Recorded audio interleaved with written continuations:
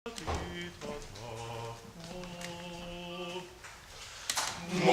isamaa, mu õnn ja rõõm, kui kaunis oled sa.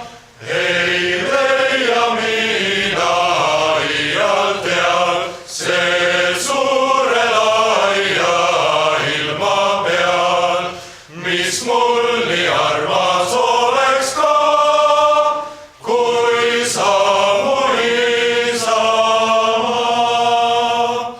Sa oled mind ju sünnitanud ja üles kasvatanud.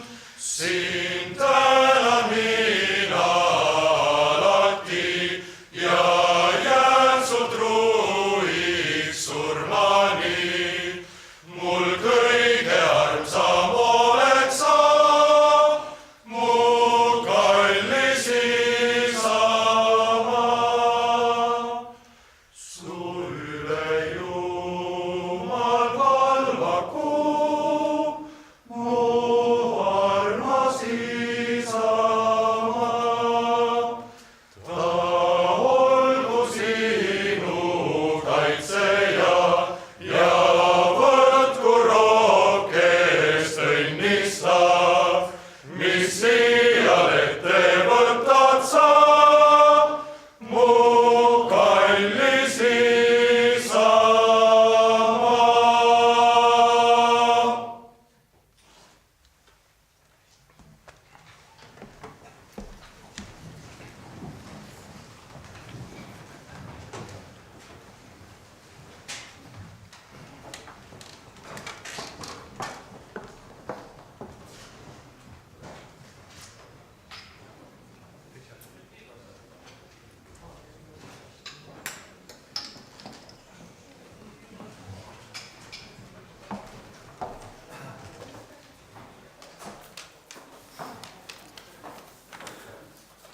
Lugupeetud Vabariigi president, minister, oli ju Riigikogu esimees ja aitäh, ekstsellentsid ja nii edasi ja eelkõige muidugi austatud vastvalitud president ja kallid kolleegid. Inauguratsioon on päris huvitav sõna, kui te avate Google'i, siis te 0,34 sekundiga saate 43 miljonit viidet. Seda on nüüd palju, eks ole. See on umbes 300 aastat, kui kulutada minut ühe peale läheb läbivaatamiseks. Augur on ainult 805 000 viidet ja palju käepärasem, aga natuke siiski nendest terminitest. Titus Livius, kes elas teatavasti enam-vähem 2000 aastat tagasi ja kirjutas tema kõige kuulsam teos on Rooma riigi ajalugu. Seal tuleb esmakordselt sisse sõna augur, või õigemini inauguratsioon kui termin. Ja prototüübiks inauguratsioonile peetakse teatavasti Numa Pompiliuse, kes oli Romuluse järgi teine Rooma valitud kuningas, Rooma riigi valitud kuningas umbes 700 aastat enne meie aega. Selle ametisse pühitsemine, kus siis augurite kolleegium andis soovituse valida või nimetada või kuningaks Numa Pompilius, mis teatavasti ei olnud kuninga võim selle aja Rooma, algses Roomas päritav. Tegelikult Numa Pompilius nii Titus Liviuse kui ka Plutarhuse juures ei ole mitte kuulus sellepärast, et inauguratsioon on seotud inauguratsiooni prototüüp temaga, vaid hoopis põhjusel, et see on esimene juhus, õigemini see on tema rajas kuuldavasti, legendaarne nagu ta oli, Jaanuse templi, kahenäolise Jaanuse templi ja püstitas kohe rekordi. 41 aastat Numa Pompiliuse valitsusajast Jaanuse templi väravad olid kinni. Ühtegi sõda. Mikspärast? Nii kui peale ta võimule sai, sõlmis ta kõigi naabritega rahulepingud, läbisaamine oli, ma ei taha nüüd öelda, kas väga hea, aga igatahes nii, et sõjaks ei läinud. See ületati alles pärast teist maailmasõda, nüüd pole Itaalia ka olnud sõjas juba, jah, see on nüüd ületatud. Ja Pax Romana ajal, Augustuse ajal, oli ka rahu küllalt palju, aga see oli niisugune, Jaanuse templid olid aeg-ajalt, uksed olid lahti, sest seda piiri peal kaklemist ikka oli kogu see aeg. Veel paar sõna auguri, mida tähendab sõna augur. See Titus Livius juhtis ühele asjale tähelepanu.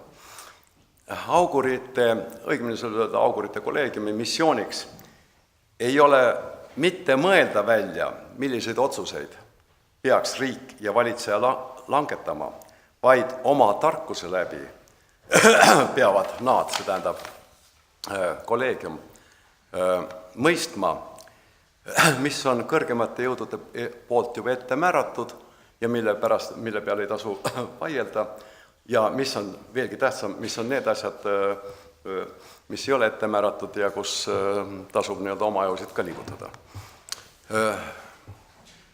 Auguritega on veel niisugune lugu, et isegi 700 aastat hiljem Cicero, või ma tean seda kommet öelda Cicero, Cicero, on olemas mõiste jus auguri. See tähendab seda, et augurite otsus on tähtsam isegi kui konsulite otsus. Sellega on see huvitav lugu, et isegi kui tuli selle järgi keisririik, siis keisrid ei pannud igaks juhuks seda jus auguri printsiipi üldse kahtluse alla, vaid tegid meeldiva kaarliikumise. Nimelt, kuna keisar oli ühtlasi ka Pontifex Maximus, siis ta kehtestas tsensori õiguse endale ja mis võimaldas tal tsenseerida augurite, mitte maha suruda, vaid tsenseerida augurite ettekuulutusi, kolleegiumi ennustusi, kui need keisri silmis olid ebasoovitavad rahvale teatada.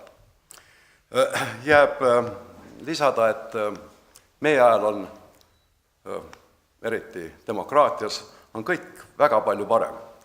Kas või akadeemia, tema president võivad arvata, ennustada ette, mis iganes, ja ei ole kindlasti praegu näha ühtegi tendentsi riigi võimu poolt suruda maha, et akadeemia ei saaks seda välja öelda. Loomulikult saab välja öelda. Sest arenenud demokraatia tingimustes pole ju tsensorit vaja, sest asi, mida me kutsuksime kollektiivse poliitiline vastutamatus, võimaldab kõiki asju rahuga ignoreerida. Nii et palju õnne ja edu juhtimaks Eesti Teaduste Akadeemiat järgmise 5 aasta jooksul.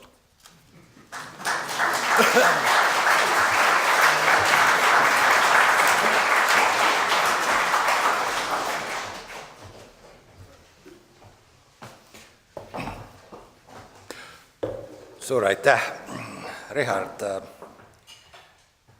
Ketero senseo või zetero senseo, kui sa ütled keiser, sa pead ütlema Cicero.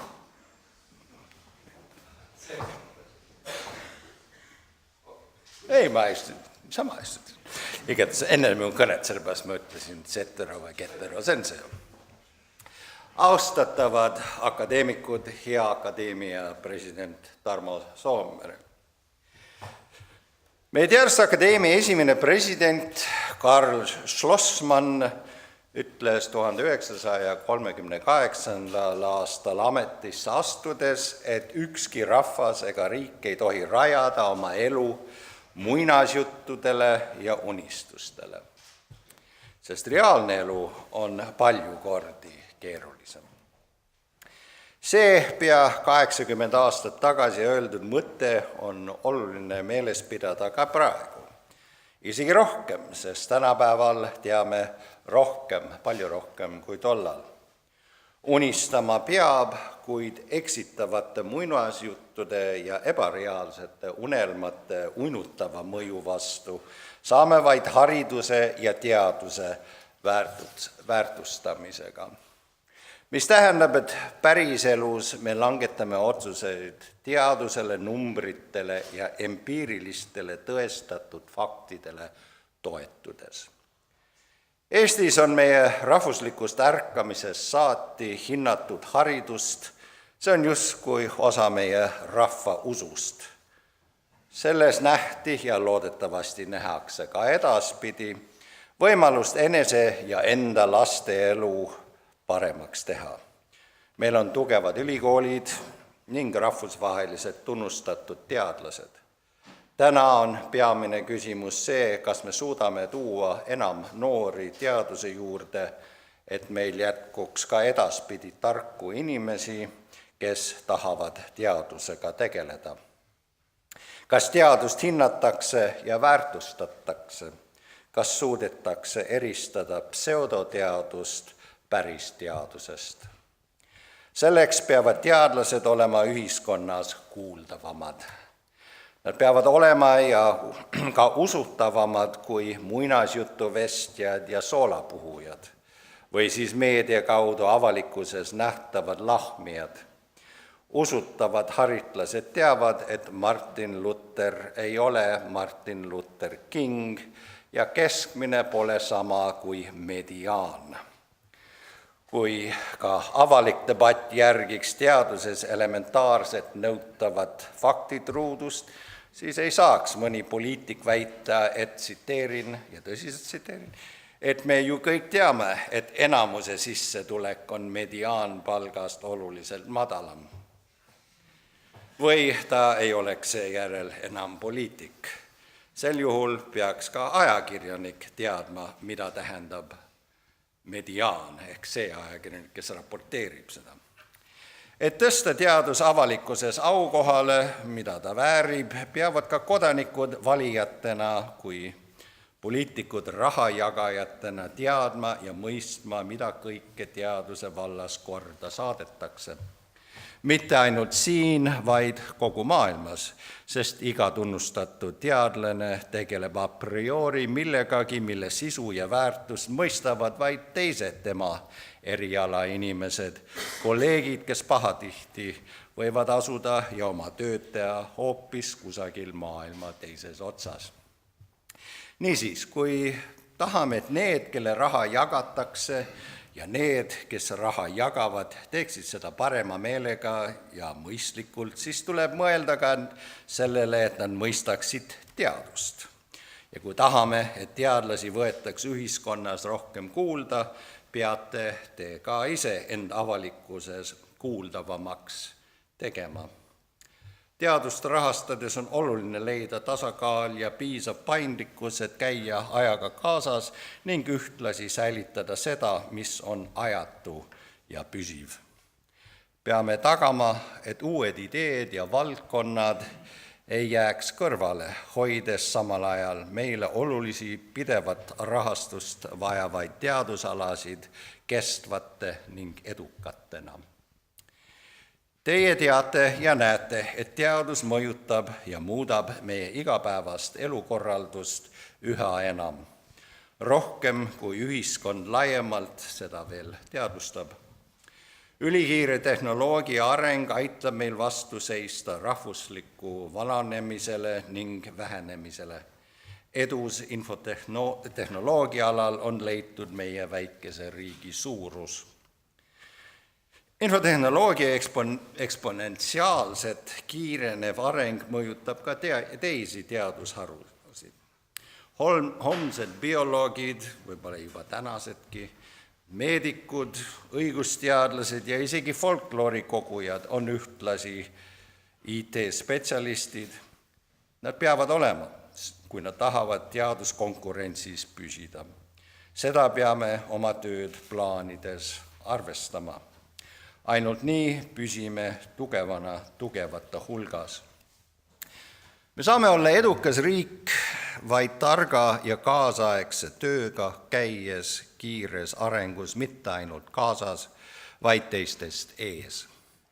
Aimates toimuvaid muutusi ette ning tegutsedes neid ennetades ja siin just toonitan jälle, et infotehnoloogia ja kaasaegse teaduse võimaluste nutikas kasutamine pole mingi eluvõõras kosmoseteadus, see teeb Eestist meie inimestele hea ja turvalise elupaiga. Vaid neid võimalusi maksimaalselt kasutades on meil võimalik edendada Eestit, meie haridust, majandust, aga ka meie keelt, kultuuri ja demokraatiat, sest konkurentsivõimelisus innovatsiooni alal on meie riigi kestmise parim tagatis. Teaduse ja tehnoloogia areng muudab tööelu lähiaastail sama põhjalikult, nagu seda tegi omal ajal tööstuslik revolutsioon. Paljud alad kaovad ja täielikult, nagu on juba kadunud voorimehe ja hobuse raudtaja töö. Teised, mida me täna veel ei oska kujutledagi, tekivad juurde. Me peame selleks valmis olema, ka hariduse vallas. On eriti oluline, et ka poliitiliste otsuste tegijad mõistavad eelseisvad muutusi ja teevad õigeid otsuseid, et uuendused töötaks meie heaks, mitte meie vastu. On oluline, et täppisloodus- ja humanitaarteadlased, tehnika- ja poliitikainimesed räägiksid omavahel ja mõistaksid teineteist. Et otsustajad saaksid aru, mida tänapäevane teadus võimaldab ja teadlased ei unustaks, mida tänapäeva ühiskond vajab, mida nõuab inimeste argipäev ja millised piirangud seavad teaduse viljade kasutamisele väärtused, mis on meie ühiskonna aluseks. See dialoogi vajadus on teadvustatud juba aastakümnete eest. Kirjanik ja füüsilise keemia professor C.P. Snow avaldas 1959. aastal essee 2 kultuuri, milles ta rääkis humanitaaria ja loodusteaduse irdumisest teineteisest, sellest, et humanitaarid ei mõista teadust ja loodusteadlased ei mõista kirjandust. Tema pidas silmas pigem hariduselu, ülikoolielu, kui ühiskonda laiemalt, kuid mis oli tookord ülikoolide probleem, kehtib nüüd kogu ühiskonnas. Näiteks tänapäeval mõtlevad nutikad arvutieksperdid välja aina kavalamaid viise, kuidas pääseda ligi inimeste andmetele, mõtlemata lääne kultuuri vabaduse ja privaatsuse alustaladele. Ja teadusliku hariduseta poliitikud mõtlevad, kuidas hoida kinni 19. sajandi lahendustest, sest uued võimalused on neile liiga keerulised, et mõista. Ma võin tuua näite, kui rääkida Euroopa Parlamendis inimestele, kes on väga mures privaatsusest ja räägid RSA 2048 avaliku võtme infrastruktuurist, mis on palju turvalisem kui ükski muu salakiri või inskriptsioon või andmete hoidmise viis, siis kui paberil, siis nad vaatavad sulle otsa, nagu sa räägid mingit kosmoseteadust. Aga kui meie parlamentäärikud ei saa aru, siis me jäämegi 19. sajandi lahenduste juurde.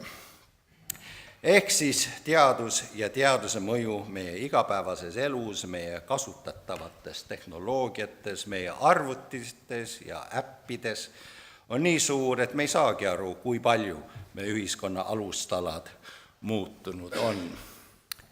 Meil on vaja mõista, et teaduse ja demokraatliku õigusriigi põhialused on tegelikult samad. Nii vabaduse kui ka tõe otsimise pürgimus juurduvad valgustusaega. Täna näeme paraku, et need sajandite vanused pürgimused on taas kord ajalooliselt ja poliitiliselt surve all. Rahvusvahelise olukorra pingestudes, fakte eiravas, eskaleeruvas propagandasõjas on löögi alla sattunud isegi tõe kui sellise võimalikkus. filosoofiliselt huvitav mõttekäik, et fakte pole olemas, et kõik nendingud on võrdsed, on instrumentaliseeritud, võiks isegi öelda perverteeritud uudiste virvarriks, kus tõde ja tõsiasjad enam ei loe, kus kõik on vaid väide, kus isegi selge empiiriline tõestus on vaid suhteline arvamus arvamuste hulgas. Seda enam peame väärtustama vabadust, inimeste vabadust ja teaduse vabadust, vabadust otsida tõde. Ja kuna tarkus algab uudishimust, siis jätkugu Eesti teadlastel uudishimu, innukust ja teadmiste janu, et tõdedele ikka lähemale jõuda. Lugupeetav Richard Willems, ma tahaksin tänada teid teie ametiaegade eest. Presidendi näol olete alati olnud minu president. Ja lugupeetav president Soomere, mõni nädal tagasi võisime lugeda, et eelmise aasta lõpus tuli Läänemerre läbi Taani väinade viimaste aastakümnete suurim hulk hapnikurikast vett. See meile kõigile konkreetselt oluline uudis, olgu ka sümboolselt julgustavaks alguseks teie presidendi ajale meie Teaduste Akadeemias. Austet akadeemik Soomere, palun teil siia tulla, et võiksin asetada teie kaela Eesti Teaduste Akadeemia presidendi ametikett.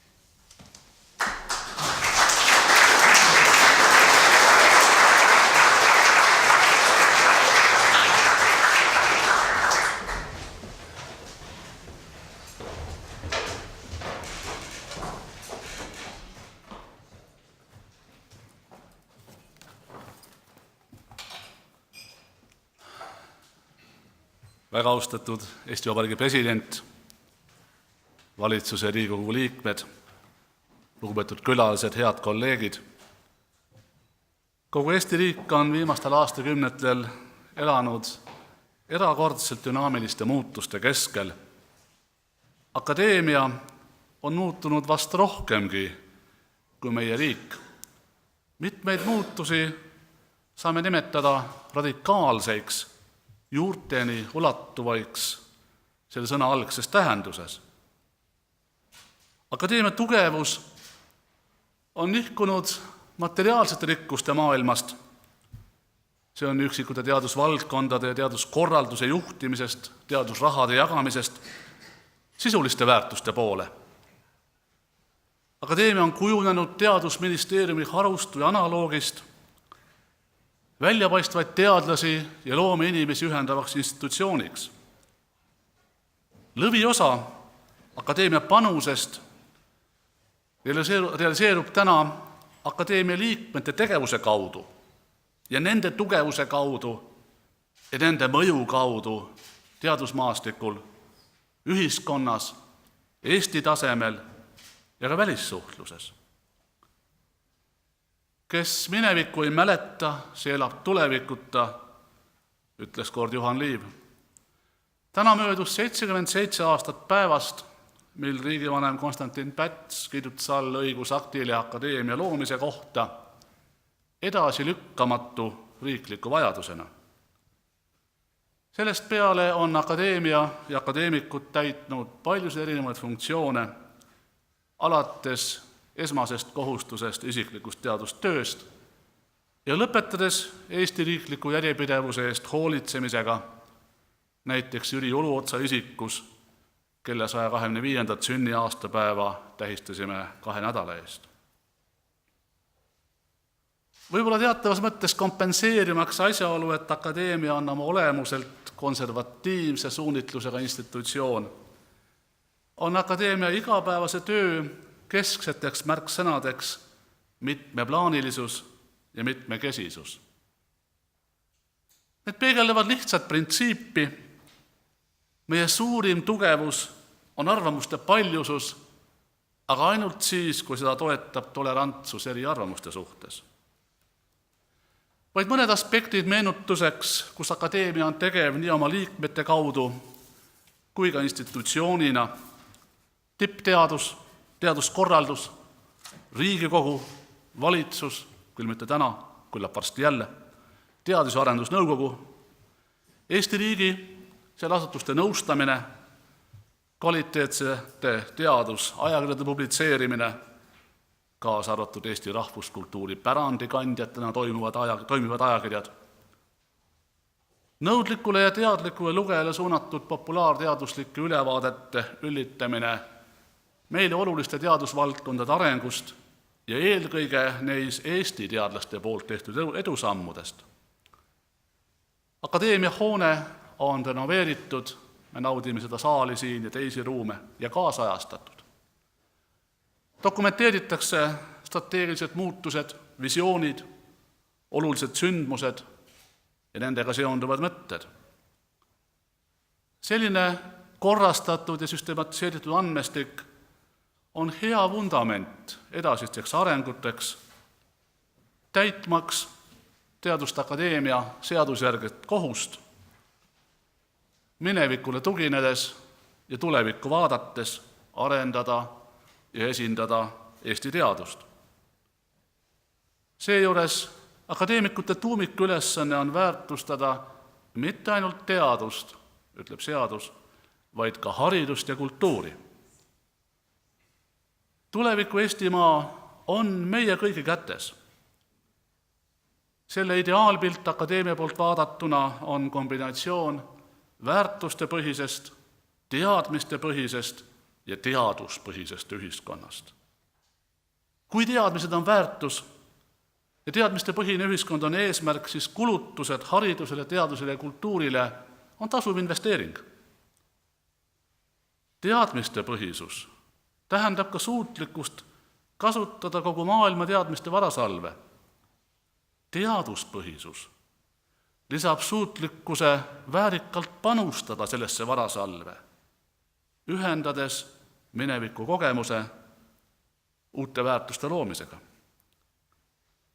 Loodud uued väärtused, teadustulemused ja ennekõike nende kasutamine otsustusprotsessis on teaduspõhises ühiskonnas organiseeritud nõnda, et argumentide ahel ulatub tagasi algprintsiipideni. Tuleviku ehitamisel peetakse keskseks rolliks loovuspõhisust, suutlikkust astuda välja olemasolevatest raamidest. Loovus- ja teaduspõhise suhtumise kombinatsioon lisab siia ühe nüansi. Raamidest väljumine peaks mitte lõhkuma olemasolevat, vaid seda väärtustama, vääristama ja täiustama, nii nagu relatiivsusteooria klassikalist mehaanikat. Osa muudatustest on olnud akadeemiast pealtnäha tehnilised, aga mõned ka paradigmat muutva sisuga. Veidi vähem kui 5 aastat tagasi jõustus akadeemias seadus uus redaktsioon. See võimaldab valida 75-aastaseks saanud akadeemikute kõrvale uusi teadlasi. Tänaseks enam kui 20 jõulise parimast teadlaseas kolleegi lisandumine on plahvatuslikult suurendanud akadeemia potentsiaali, aga see on siiski pigem kvantitatiivne muutus.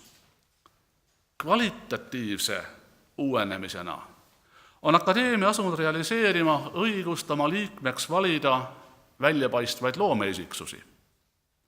See tähendab põhimõttelist vaatekoha muutust. Varem positsioneeris akadeemia end teadusmaastiku keskmesse, aga ühiskonna kui terviku kaardil tähendab see ääremail olemist. Uuenemise kaudu vaatab akadeemia märksa enam ühiskonna suunas, positsioneerib ennast ühiskonna raskuskeskmele märksa lähemale ja ideaalis tahab olla sillaks või vähemalt silla peaks erinevate kultuurieskkondade vahel. Uuenemise kaudu on muutunud radikaalselt ka akadeemia roll. Akadeemia esmane funktsioon on Eesti riigis ja asutuste nõustamine, ka siis, kui nõu ei taibata küsida. Akadeemiat võib kirjandusliku väljendina nimetada kollektiivseks ajuks, aga märksa täpsem paralleel oleks närvivõrgustik. Parima olemasoleva kompetentsi koondamine või selleni jõudmine, kui see Eestis olemas on, oluliste otsuste alusmaterjalina. Veel olulisem on selle määratlemine, kus meie kompetents lõpeb ja kus oleks seda vaja luua, taasluua või sisse osta. Selliste otsuste tegemiseks on vaja mitte ainult tipptasemel teadust, vaid ka parajat annust sõltumatust, pikaajalist kogemust analoogiliste probleemidega ja suur panus sotsiaalset närvi. Teisisõnu, täpselt neid omadusi, mida akadeemia kaalub oma liikmekandidaatide valikul. Akadeemia kui nõustava närvivõrgustiku tulemuslikuks käivitamiseks on oluline luua sobiv skelettstruktuur või karkass. Praegu kasutame nime Süvauuringute Instituut. See ei ole mõeldud teadustööd tegema ja teisi instituute asendama. See on minimaalsel määral formaliseeritud mõttekoda, kus akadeemikute analüütiline ja veel tähtsam sünteetiline kompetents, pikaajalised kogemused ja tervikpildi nägemise oskus ühendatakse professionaalsete konsultantide abil strateegiliste probleemide adekvaatse käsitlemise võimekuseks. Sarnaselt Arengufondi ette algselt seatud ülesannetega, aga väikese vahega, kaasates parimat olemasolevat akadeemilist kompetentsi. Eesmärk on säilitada teaduslik täpsus, sügavus ja mõtteselgus, kuid kasutada keelt, mis on mõistetav sellistele olulistele kihtidele ühiskonnas nagu ettevõtjad, poliitikud, ametnikud või praktikud. Esimesed sammud selles suunas on tehtud. valminud on tervise, teadus-arendustegevuse ning innovatsioonistrateegia. Tööd on alustanud 3 rühma, kes fokusseeruvad teadlaskarjääri võimalustele ja vajadustele, järgmise tippkeskuse meetme plaanidele ja sellele probleemide puntrale, mis on seotud võõrutamisega struktuurifondide vahenditest tõenäoliselt juba mõne aasta pärast. Suures plaanis saab eristada akadeemia kohustusi 4 valdkonnas: teadusmaastikul, ühiskonnas, riigis ja välissuhtluses. Teadusmaastikul on akadeemia vastutusalas kogu teadusahel. See algab haridusest ja selle kvaliteedist. See sisaldab hulka tülikaid ja vastuolulisi administratiivseid aspekte, nagu rahastamine või karjäärimudel, millest oli juttu. Loomulikult tippteadust ja ei lõpe veel väärika väljumisega teadusmaastikult. Mitmed akadeemikud on oma erialal aktiivsed ja viljakad 90. eluaastates ja meie mineviku suurkujud vajavad tutvustamist. Me elame kiiresti muutuvas maailmas. Teadustöö on järjest tihedamalt integreeritud innovatsiooni, tootmise ja turustamisega. Edukad teadlased on ülekoormatud bürokraatiaga. Sellises väljakutsete ahelas, et mitte öelda kadalipus, jäävad fundamentaalsed väärtused kergesti tagaplaanile või hägustuvad. Akadeemia üks olemuslikke ülesanded on säilitada akadeemiline väärikus mitte ainult kontseptsioonina, vaid ka praktikas. Ja teadvustada pidevalt nii teadlastele kui ka ühiskonnale klassikalisi ajaüleseid akadeemilisi väärtusi. See puudutab paljusid aspekte, alates teaduseetikast, üle publitseerimise, retsenseerimise ja toimetamise praktika ja lõpetades sellega, kuidas korrektselt korraldada teaduslike ja rakenduslike projektide hindamist või teaduse evalveerimist. See ülesanne muutub järjest olulisemaks lähitulevikus, mil mitmed ministeeriumid valmistuvad algatama teadusuuringuid oma vastutusalas. Kolleeg Andrus Koppel on tabavalt märkinud, et paljude riikide, kaasa arvatud Eesti, teadusmaastiku optimaalset kujundamist pidurdab teadusaadli puudumine. Aadellikkus on mitmetähenduslik sõna, siin tähendab see mitte arrogantsi, vaid vastutuse tajumist ja vastutuse võtmist, sõltumatult päevapoliitikast. Kuigi see on pigem kontseptsioon kui reaalne võimalus, tasub alati hetkeks seisatada ja mõelda, millise otsuse strateegilistes küsimustes teeksid või millist nõu annaksid taolised idealiseeritud, parimas mõttes aadellikult toimivad tippteadlased. Akadeemial on nii võimalus, vajadus kui ka kohustus olla akadeemilise maailma vedur sisulistes küsimustes.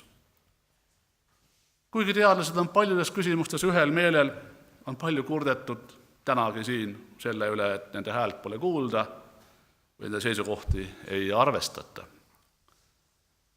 Akadeemia roll on otsida ühiseid seisukohti valdkonna, koolkonna ja institutsiooni üleselt. Harmoniseerida teadlaste ühist häält ja sõnumit, seda võimendada, konsolideerida ja tuua see otsustajate lauale. Meie ühiskonnas praegu kõlavate pettumusnootide taustal on meeldiv tõdeda usaldust teaduse ja teadlaste vastu. Nähtavus, mida akadeemia on soovinud, on osaliselt kätte jõudnud ja ei ole kerge kanda. Aga teaduse roll ühiskonnas on väga keerukas ja mitmetahuline. Erialaägedest publitseerimine ja üksikute teadlaste või laborite otsene panus majandusse on pigem kui jäämäe veepealne osa. Palju olulisem on muudes aspektides teaduse panus. Spetsialistide harimine ja uute tehnoloogiate rakendamiseks vajalik koolitus on sisuliselt võimatu, ilma et õppejõud oleks samal ajal tegevteadlased, kes on kursis oma valdkonna lõikede olevate uuringutega. Selles kontekstis me peame meenutama nii ühiskonnale kui ka selle liidritele, kui oluline on ajafaktor. Kui veel pole mingis valdkonnas tippteadlasi, tuleme oma rakendustega turule lihtsalt liiga hilja. Kõrgtehnoloogia rong ei jää meid ootama ja kui ta kord on läinud, siis on kaasa sõitnud ka need inimesed, kes oskavad õigeid küsimusi küsida. Normaalselt funktsioneerives ühiskonnas ei pea akadeemia olema ühiskondlike protsesside algataja või vedur. Pigem peaks realiseerima dirigendi roll. Mitte niivõrd võlukepikesega vehkimine, kuivõrd partituuri iga osa, iga noodi tundmine, tervikpildi nägemine ja parimate ekspertide töö harmoniseerimine. Akadeemia eelmine president Richard Willems rõhutas oma inauguratsiooni kõnes 10 aastat tagasi, et akadeemia minimaalseks kohuseks ühiskonnas on avastada ja teadvustada ohupunkte ja nendega seotud riske. See on üks ebameeldivamaid rolle kõigi jaoks. Aga akadeemia ei tohi jätta asju viltu minema. See kohustus tähendab akadeemikute jaoks mugavustsoonist väljumist, vastutuse võtmist, vajadust asuda aktiivsele, vahel proaktiivsele ja miks mitte ka provokatiivsele positsioonile. Akadeemikute panus ühiskonna arengusse on suurim siis, kui õnnestub harmoniseerida jõupingutused, saavutada sünergia, et akadeemia kui teadlaste ühenduste tulemuslikkus oleks suurem kui üksikute akadeemikute panuste lihtne summa. See ja mitmed teised mõtted täna välja öeldud kordavad 10 aastat tagasi öeldud. Näidates nõnda, et ajaülesed võivad olla nii väärtused kui ka kitsaskohad ja probleemid.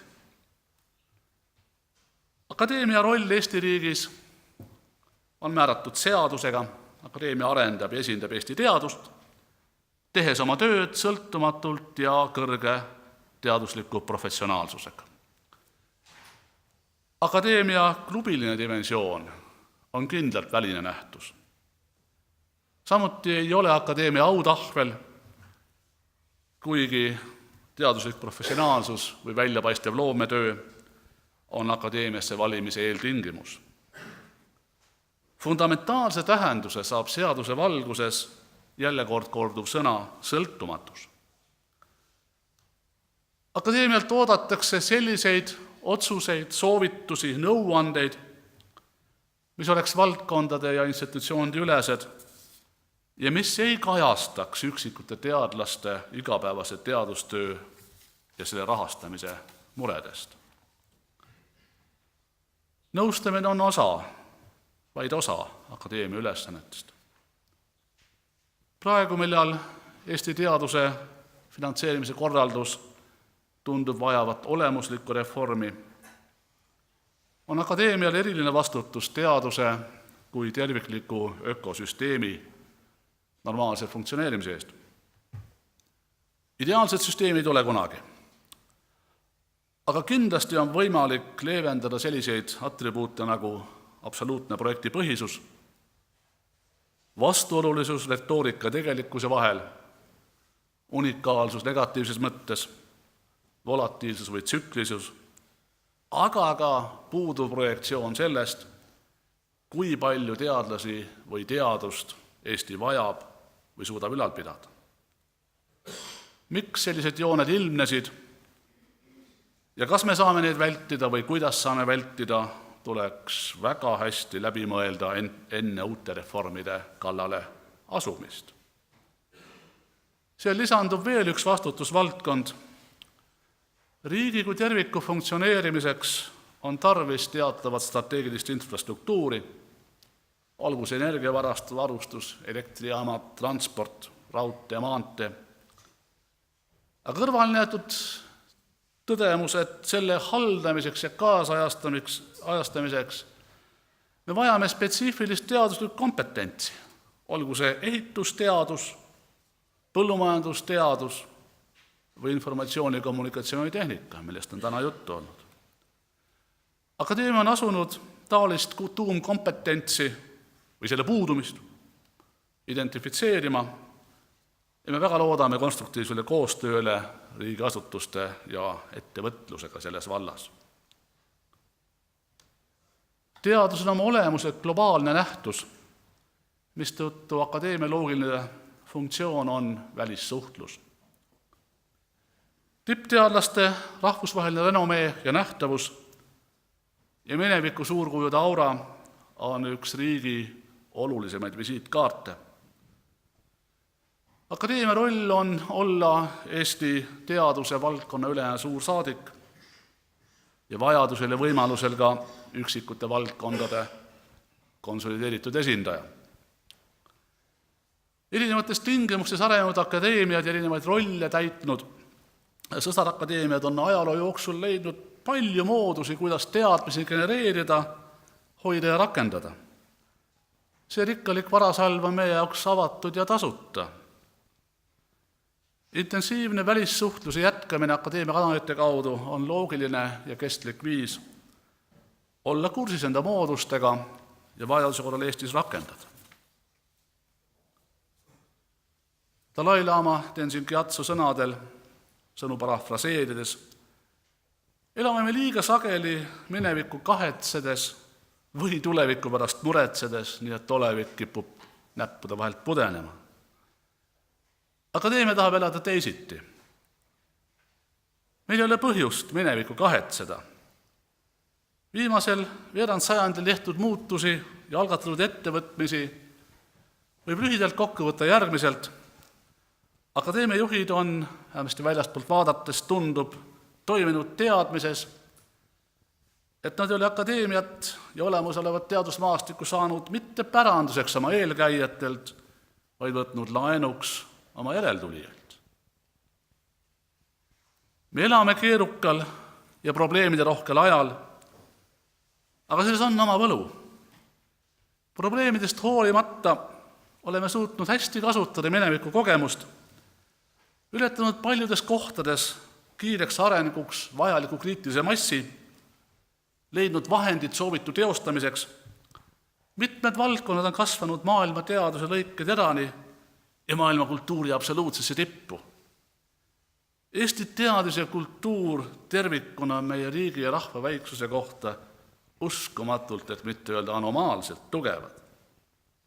Seetõttu on igati loogiline, et akadeemia minevikule toetudes ja seda vääristades vaatab lootusrikkalt tulevikku.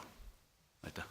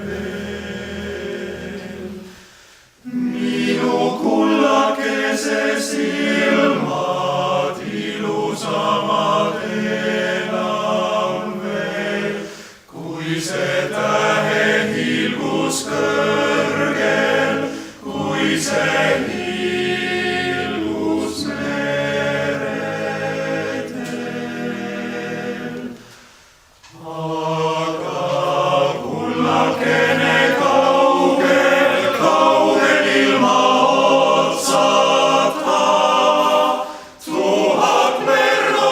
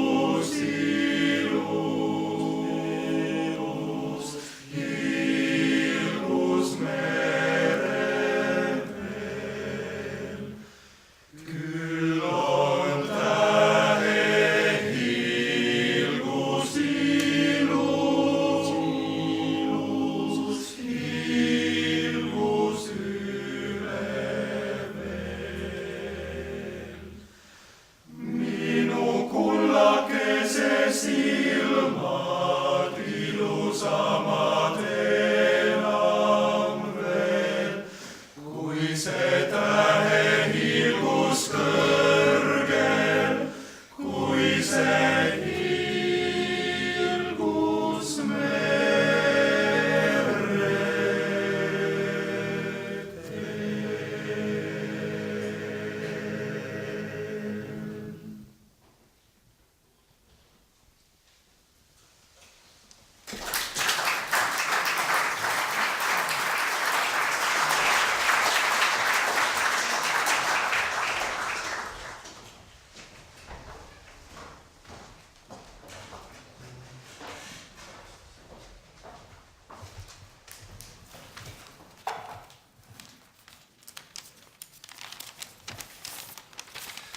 Lugupeetud Vabariigi president, lugupeetud Teaduste Akadeemia uus president, endine president, head kohalviibijad.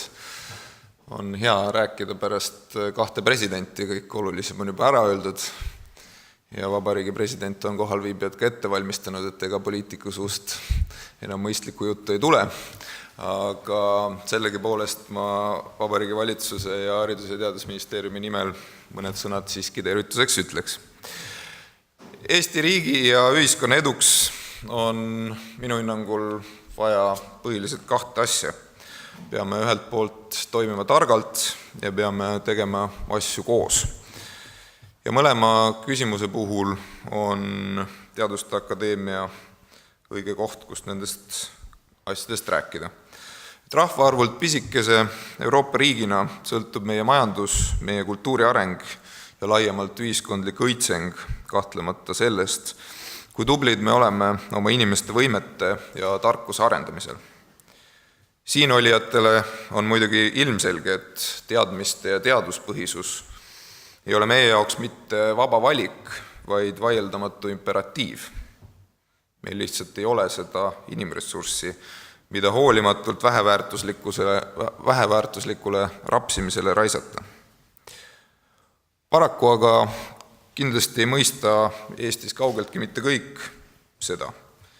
Ja tihti kuuleb ikka etteheiteid, et teadlased ajavad oma kabinettides ja laborites mingit oma asja. Et seda arusaama muuta, et kinnistada seda arusaama, et teadlased ajavad siiski meie ühist asja, peab ka teadlaskond ise töötama selle nimel, et tõestada oma ühiskondlikku olulisust. Tõestada seda, et teadus aitab lahendada reaalseid, praegusel hetkel olulisi probleeme, samal ajal püstitada uusi kriitilisi küsimusi, millele leitakse lahendused alles järgmiste põlvede poolt. On hea kuulda, et Teaduste Akadeemia teadvustab oma ühiskondlikku rolli ning plaanib senisest enam ennast ühiskonnas nähtavaks ja oma häält kõlavamaks muuta. Samas püüeldes teaduse ja ühiskonna vajaduste suurema sidustamise poole ei tohi me muidugi unustada, et kõike ühiskonnas loodavat ei saa ühtemoodi mõõta SKT numbrites ja rahvusvahelistes patentides. On teadusharusid, mida peame arendama isegi mõnikord vaatamata sellele, et see ei anna rahas mõõdetavat tulemust. On ju küüniline väita, et eesti keele ja kultuuri uurimine ei tasu ennast ära. Tasub küll, aga hoopis teises vääringus. Siit jõuan järgmise teemani. Oleme väike riik ning seetõttu on teaduse mitmekesisuse tagamine meile kindlasti suurem väljakutse kui paljudele suurtele riikidele. On oluline, et me selles ei kaotaks võimet näha ka suuremat pilti, et oleksime ühelt poolt teadlikult valdkondadest, milles oleme tugevamad, kuid teadvustaksime selgelt ka seda, kus meie kompetents vajab arendamist või järeleaitamist. Et erinevad teadusharud ei tõmbaks meie ühist tekki, sealhulgas rahastamise osas, enda peale nii, et keegi täiesti paljaks jääb. Põhjamaises kliimas võib see ju lausa fataalne olla. Hea meel on tõdeda, et ka sellesse diskussiooni on Teaduste Akadeemia andnud oma väärtusliku panuse. Teise olulise teemana nimetasin ma oma kõne alguses koostööd. On hea meel Haridusministeeriumi poolt tänasel uue Teaduste Akadeemia presidendi inauguratsioonipäeval kinnitada, et Haridus- ja Teadusministeeriumi koostöö on sisukas ja pidev. Teaduste Akadeemia räägib aktiivselt kaasa teadussüsteemile ja teadlaskonnale olulistel teemadel. Ja kahtlemata on Teaduste Akadeemia kompetents nii teaduse korralduse kui ka teaduste sisulistes küsimustes muljetavaldav, ma ütleks, et Eestis ületamatu. Viimaste näidetena ühistest pingutustest, ühisest koostööst võib välja tuua meie koostööd teaduse rahastamise uue süsteemi väljatöötamisel eelmise aasta lõpus ning ka teadlaste karjäärimudeli arendamise teemalist arutelu, mis kindlasti veel ka jätkub, kuid milles Teaduste Akadeemial on ministeeriumi seisukohast kindlasti väga oluline roll. Selliselt targalt ja koos töötades, usun, kindlustame kõige paremal viisil oma riigi ja ühiskonna jätkuva edu. Soovin akadeemik Tarmo Soomerele jõudu uues ametis.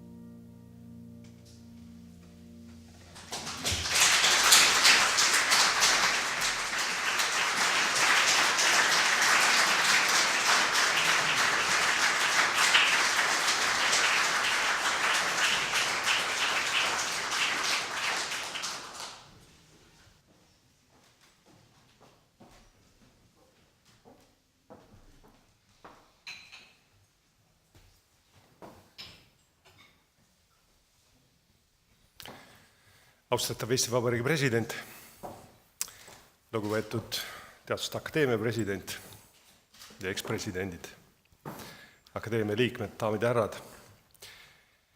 Toon tervitusi uuele akadeemia presidendile rektorite nõukogu poolt. Soovin õnne, edu, head koostööd ülikoolidega ja samas tuleb vist öelda, et suur osa õnnest sai valimishetkel läbi, edaspidi on kindlasti rohkem tööd. Kui püüda mõelda, et mille poolest akadeemia president erineb teistest akadeemia liikmetest, siis esimesel pilgul meenub see, et tema positsioon on teiste omadega võrreldes lühem ja lõpeb kindlal kuupäeval. Aga see puudujääk on tasakaalustatud suurema töö ja vastutuse hulgaga, nii et kõik oleks ikka tasakaalus. Ma usun, et ka nendel valimistel tegelikult mõlemad presidendikandidaadid olid väljas Eesti hea teaduse arengu ja taseme eest. Ja selles mõttes samas positsioonis, kus ülikoolid kogu aeg on olnud. Täpselt sama hetk on sobiv siin ka, et tänada eelmist presidenti, sest akadeemia võrgustunud läbipõimumine ülikoolidega ja selle baasil toimuv koostöö on kindlasti mõlemale, nii akadeemiale kui ülikoolidele, palju juurde andnud. Milles ülikoolide poolt vaadates akadeemia ja ülikoolide ühistöö võiks seisneda või välja näha? Mida lisab Teaduste Akadeemia sellele, kus suur osa akadeemia liikmeid oma püsikoduna töötavad kas ülikoolides või teadusasutustes, kus on nende teadusgrupp, labor, raamatukogu, aga võib-olla kõige olulisemad tegelikult meeskond ja õpilased.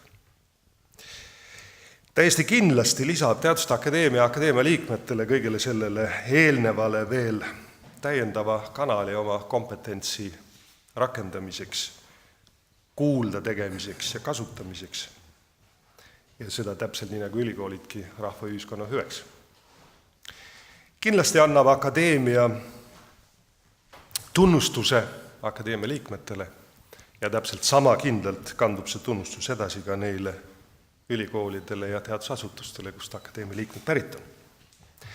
Aga kõige olulisemana lisab akadeemia nii presidendist kui liikmeks olemine lisaks tunnustusele ja kohustustele ka eesõiguse või tegelikult vajaduse seista teadusliku maailmavaate eest ja ainult sellelt positsioonilt nõu anda ja ekspertiisi jagada. Ja selles mõttes taas on akadeemia ja ülikoolide funktsioon, kohus ja ülesanne ühiskonna ees üsna sarnane. Seetõttu soovin ma ülikoolide nimel uuele akadeemia presidendile kindlasti eriti head mõistmist ja arusaamist selles, et esiteks väga mitmekülgselt hõivatud ja koormatud akadeemia liikmed ei toimeta mitte ainult akadeemias, vaid suure osa oma ajast ka oma nii-öelda akadeemilises põhikodus ja ühiskonnas laiemalt. Ja teiseks ma soovin ja ülikoolide nimel kõigi ülikoolide poolt, et otstarbekas koostöö akadeemia ja ülikoolide vahel jätkuks, olgu see teaduspoliitika kujundamises, kirjastamises, nõustamises, teadlaste esindamises koduvälismaal. Nüüd soovides uuele presidendile edu, püüan ma mõelda, et milles see edu võiks seisneda või kuidas seda edu kokku lugeda või milles väljenduda, kui me vaataks mõne aasta pärast tagasi. Kas see edu oleks loetav rohkem trükitud teadustöödes või rohkemas rahas teadusele või rohkemas eestikeelses teaduskirjanduses või näiteks teaduse mõjukuse tõusus või hoopis vähemas doktorantide hulgas ülikoolis või näiteks doktorandi tasu määras. Ja seda loetelu võiks jätkata, aga ma arvan, et pigem mitte ükski neist, vaid seda edu ja töö tulemust tulevikus võiks mõõta hoopis muudes mõõtudes, näiteks. Kas ühiskonnas on suurenenud arusaam ja mõistmine, et teaduspõhisus on parem kui uskumuspõhisus? Et teadlaste töö on tegelikult otsast lõpuni ühiskonna huvides? Et teadus on see, millele tugineb ülikooli haridus? Et teadlaseks olemine on tegelikult orgaaniline osa oma teadmiste edasiandmises ja õpetamises? Või selles, et teadlase elu on huvitav ja ei pea olema elatud tegelikult pere ja laste arvelt ja vaeselt? Või selles, et teadlane on ühiskonnas respekteeritud, mitte friik, kes otsustajaid segab? Ja ma loodan, et nendes mõõtudes on võimalik akadeemia tööd, rolli, sealhulgas presidendi rolli aastate pärast hiljem hinnata ja et see nii oleks, selleks soovin palju jõudu ja edu ja tegelikult natukene ikka õnne ka. Aitäh!